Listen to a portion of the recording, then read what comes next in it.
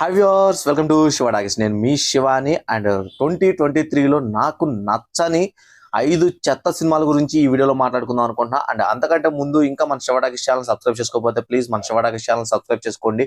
And ఈ సంవత్సరం release అయిన సినిమాల్లో బాగా చెత్తగా అనిపించిన సినిమా ఏంటో మీరు కూడా కింద కామెంట్ సెక్షన్లో కామెంట్ చేయండి. అండ్ నాకైతే మడికి చాలా సినిమాలు రిలీజ్ అయినాయి. ఆ సినిమాల్లో కొన్ని సినిమాలు అయితే బాగా నచ్చినాయి, కొన్ని సినిమాలు అయితే ఎందుకు చూశాను బాబు, ఇంత చెత్త సినిమాలు తీశారేంట్రా బాబు అనే ఫీలింగ్ అయితే ఖచ్చితంగా కలిగింది.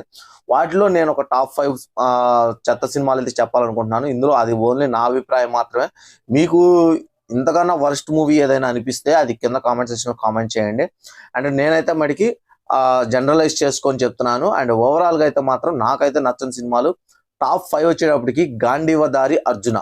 ఇదైతే వరుణ్ తేజ్ హీరోగా ప్రవీణ్ సత్తార్ డైరెక్షన్ లో వచ్చిన సినిమా. ఈ సినిమా మీద నేను భారీ ఎక్స్పెక్టేషన్స్ పెట్టుకున్నా. ఎందుకంటే ప్రవీణ్ సత్తార్ ముందు సినిమా గోస్ట్ సినిమా కానీ అండ్ ఇంతకు ముందు వచ్చిన గరుడు వేగ కానీ కొంచెం different movies, different stories and different taking ఉంటుంది. అండ్ దాంతో వరుణ్ తేజ్ బాడీకి అసలు యాక్షన్ సీక్వెన్సెస్ కి ఒక హై లెవెల్లో ఉంటుందేమో అని చూస్తే సినిమా చూసిన తర్వాత నాకు ఒక కొమరం పులి సినిమా చూస్తున్న ఫీలింగ్ కలిగింది. కొమరం పులి సినిమాకి కూడా పవన్ కళ్యాణ్ బాగా యూజ్ చేసుకుంటాడు అనుకుంటే ఆ ఫైట్స్ అన్ని ఓవర్ అనిపించి కొంచెం అవన్నీ కామెడీ పీస్ అయిపోయినాయి. సినిమా చూసిన తర్వాత నాకు కూడా అది రొటీన్ స్టోరీలో యాక్షన్ సీక్వెన్సెస్ కొంచెం డిఫరెంట్ గా ట్రై చేసినా కానీ అదంతా వర్కౌట్ కాలేదు అనిపించింది. ఈ సినిమా అయితే నేను టాప్ 5 ఇస్తున్నాను. అండ్ టాప్ 4 వచ్చేటప్పటికి స్కంద మూవీ. ఇదైతే ఇంకా వరస్ట్, దానికన్నా వరస్ట్. ఇది బోయపాటి సీను డైరెక్షన్ లో అఖండ సినిమా తర్వాత ఒక సినిమా వస్తుందంటే అది భారీ ఎక్స్పెక్టేషన్స్ బీభత్సంగా ఉంటాయి. అండ్ దాంతో పాటు మనోడు రాము పోతునని మంచి ఊపులో ఉన్నాడు, మంచి ఫామ్ లో ఉన్నాడు. మరి ఇద్దరి కాంబినేషన్ లో వస్తుందంటే, ఇద్దరు మాస్ హీరోలు, ఒక మాస్ హీరో ఒక మాస్ డైరెక్టర్ కాంబినేషన్ లో వస్తుందంటే ఆ సినిమా ఒక రేంజ్ లో ఎక్స్పెక్ట్ చేసాం. కానీ సినిమా చాలా అంటే చాలా దారుణంగా ఉంటుంది. అది మనం ఎక్స్పెక్టేషన్ చేసిన దానికన్నా వరస్ట్ గా అనిపిస్తుంది. అసలు కాన్సెప్టే కొంచెం అన్యాక్సెప్టబుల్, అసలు యాక్సెప్ట్ చేయలేని స్టోరీని తీసుకొని ఆయన ఏదో ఫైట్స్ తో చేద్దామని చూశాడు. కానీ ఆ ఫైట్స్ ప్రతిసారి వర్కౌట్ అవుతుందని చెప్పేసి ఫ్యాన్స్ అయితే ఇసిరి కొడతాం జరిగింది. అండ్ వరస్ట్ మూవీ నాకు తెలిసినంత వరకు అది. అండ్ ఇంకా తర్వాత టాప్ 3 వచ్చేటప్పటికి మాత్రం ఏజెంట్ మూవీ. ఇదైతే టాప్ 1 ఇవ్వాలి, కానీ ఎంతకన్నా దారుణమైన సినిమాలు ఉన్నాయి. అంటే కమర్షియల్ గా కూడా చెప్తున్నాను. ఓన్లీ సినిమా స్టోరీలు వీటిని బట్టే కాకుండా కమర్షియల్ గా కూడా ఎంత లాస్ వచ్చింది అన్న దాని మీద కూడా చెప్తున్నాను. ఏజెంట్ మూవీ వచ్చేటప్పటికి సురేందర్ రెడ్డి డైరెక్షన్ లో వచ్చిన సినిమా. సైరా నరసింహారెడ్డి తర్వాత సురేందర్ రెడ్డి నుంచి డైరెక్షన్ లో వస్తున్న సినిమా కాబట్టి మినిమం ఎక్స్పెక్టేషన్స్ అయితే ఉంటాయి. అండ్ అఖిల్ కూడా బ్యాచులర్, మోస్ట్ ఎలిజిబుల్ బ్యాచులర్, ఒక యావరేజ్ మూవీ. అంటే కొంచెం అప్పుడప్పుడే కొంచెం ఫామ్ లోకి వస్తున్నాడు అనుకున్న తర్వాత సినిమా కాబట్టి కొంచెం జాగ్రత్తగా తీసుకుంటాడు. సైరా నరసింహారెడ్డి తర్వాత ఆయన కూడా కొంచెం మంచి స్టోరీతో, చాలా గ్యాప్ తీసుకొని ఒక మంచి స్టోరీతో మళ్ళీ కంబ్యాక్ ఇస్తున్నాడు అని చెప్పి భారీ ఎక్స్పెక్టేషన్స్ పెట్టుకుంటే ఆ ఏజెంట్ మూవీ చూస్తే అసలు చిరాకు తెప్పిస్తుంది. అది సినిమా అయితే మనకి వరస్ట్ అంటే వరస్ట్. అందులో గెస్ట్ అపీరెన్స్ గా చేసిన వాళ్ళు కానీ అసలు ఎందుకు చేశారా బాబు ఈ సినిమాలో, వీళ్ళు అసలు ఏముందని చేశారు, మమ్మటి గారు అసలు వీళ్ళందరూ ఎందుకు చేశారు అనిపించింది. అండ్ హీరోయిన్ కానీ మ్యూజిక్ కానీ అసలు మొత్తం ఏది బాగోదు, అసలు వరస్ట్ గా అనిపిస్తుంది నాకైతే. అండ్ ఇక టాప్ 2లో అయితే మాత్రం బోలా శంకర్ సినిమా. ఈ సంవత్సరం చిరంజీవి గారి దగ్గర నుంచి వాల్తెర్ వేర్ అయితే ఒక పెద్ద ఇండస్ట్రీ హిట్ అయితే వచ్చింది. కానీ అదే ఇయర్ లో బోలా శంకర్ తో మళ్ళీ తన మ్యాజిక్ రిపీట్ చేయాలని చూశారు. కానీ అది Bhola Shankar remake movie. And Mehar Ramesh గురించి మనకు తెలిసిందే, ఆయన వరస్ట్ డైరెక్టర్.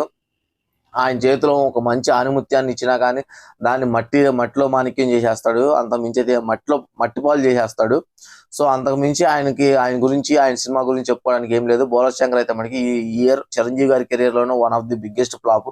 దానివల్ల చిరంజీవి గారికి మార్కెట్ పైన చాలా డ్యామేజ్ అయితే అయినప్పుడు.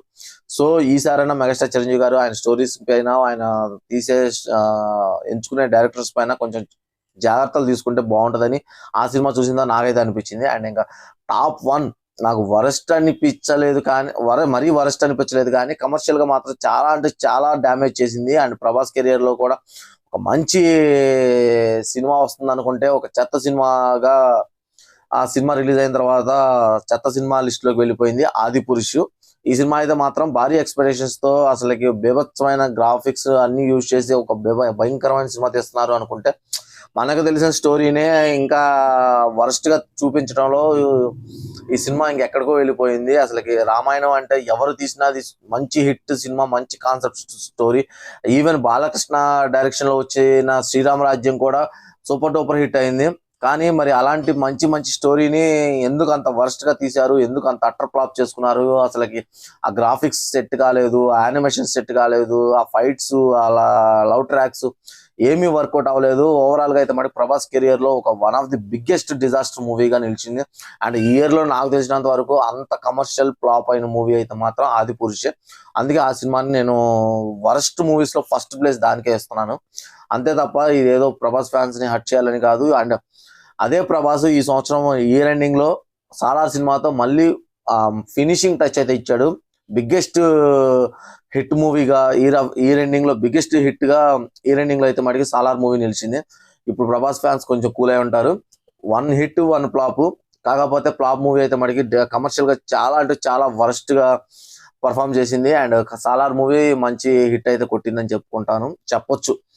సో ఓకే, ఓవరాల్ గా అయితే మటుకి ఇవి టాప్ 5 మూవీస్. నాకైతే మటుకి ఈ 5 సినిమాలు వరస్ట్ అనిపించింది. అండ్ మీకు ఏ సినిమా వరస్ట్ అనిపించిందో కింద కామెంట్ సెక్షన్ లో కామెంట్ చేయండి. అండ్ ఇలాంటి మరిన్ని వీడియోస్ కోసం మన శివ టాకీస్ ఛానల్ సబ్స్క్రైబ్ చేసుకోవడం మర్చిపోవద్దు. అదేవిధంగా నాకు నచ్చిన 5 సినిమాలు కూడా నెక్స్ట్ వీడియోలో పెడతాను. ఆ వీడియో కోసం కూడా పక్కన ఉన్న నోటిఫికేషన్ బెల్ ఐకాన్ ఆన్ చేసుకొని పెట్టుకోండి. Thank you for watching this video.